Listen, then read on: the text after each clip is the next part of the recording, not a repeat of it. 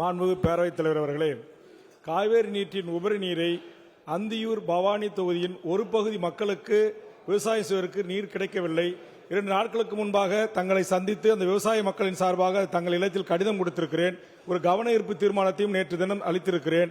அதனால் நீரூற்று முயற்சியின் மூலமாக அந்தியூர் பவானி தொகுதியில் ஒரு குறிப்பிட்ட பகுதி மக்களுக்கு கிடைக்காத நீரை இந்த திட்டத்தின் கீழ் கொண்டு வந்து அந்த மக்கள் விவசாயம் செய்வதற்கு வாய்ப்பை உருவாக்கி தருவீர்களா? அதற்கான திட்ட தயாரிப்பு பணிகளை அரசு செய்ய முன்வருமா என்பதை தங்கள் வாயிலாக கேட்டு அமர்கிறேன். அந்தியூர் பவானி காவேரி கூட்டு குடிநீர். மாண்புமிகு அமைச்சர். பேரவைத் தலைவரே, அந்தியூர் பவானி தொகுதி குறைகளை கேட்பதற்கு அந்த தொகுதி சட்டமன்ற உறுப்பினர்கள் இருக்கிறார்கள். மாண்புமிகு உறுப்பினர் அருண்மொழி தேவன்.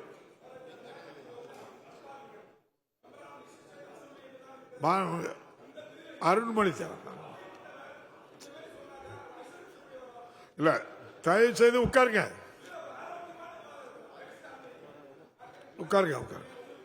என்ன இல்ல அப்படின்னா என்ன அர்த்தம்னா, நீங்க ஒரு மனு எழுதி கொடுத்து நீங்க ஏற்பாடு பண்ணிருக்கேன்னு சொன்னீங்க, அது பரிசீலனை செய்து தருவேன்னு அர்த்தம். மாண்புமிகு பொருள் தலைவர்களுக்கு நன்றி. அவை முன்னவர்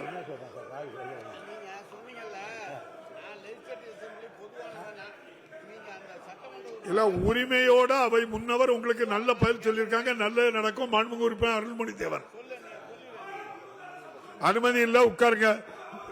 விநாயகன் 284 மாண்புமிகு உறுப்பினர் திரு பூண்டி கே கலைவாணன், மாண்புமிகு தமிழ் வளர்ச்சி மற்றும் செய்தித்துறை அமைச்சர் அவர்கள்.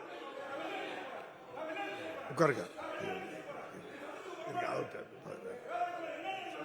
இல்ல அதுக்கு பதில் சொல்லியாச்சு தம்பி, விடுங்க.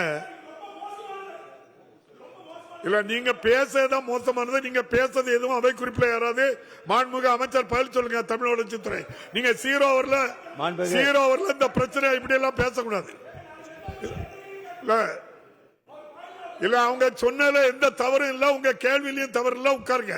மாண்புமிகு அமைச்சர் பதில் சொல்லுங்க. மாண்புமிகு பேரவைத் தலைவர் அவர்களே, பதில். கலை பண்பாட்டுத்துறையின் கீழ் சென்னை, மதுரை, கோவை மற்றும் திருவையார் ஆகிய 4 தமிழ்நாடு அரசு இசைக்கல்லூரி. மாண்புமிகு உறுப்பினர், நீங்க தேவையில்லாத பிரச்சனை பண்ணாண்டா. நான் முதல்ல சொன்னேன். அந்த இல்ல மூத்த அமைச்சர் இல்ல கேளுங்க, உட்காருங்க சொல்றேன். இல்ல உட்காருங்க சொல்றேன் தம்பி. நானே மூத்த அமைச்சர், உங்க கேள்விக்கெல்லாம் பதில் இருக்காது, அதனால முடியாதுன்னு நீங்க நன்றி சொல்றேன்னு சொன்னதுனால அனுமதிச்சேன், அவ்வளவுதான். அதனால நான் எனக்கு யாருக்கு அதிகமா கேள்வி கொடுக்கணும் எனக்கு தெரியும். தயவு செய்து இதோட விடுங்க. மாண்புமிகு அமைச்சர்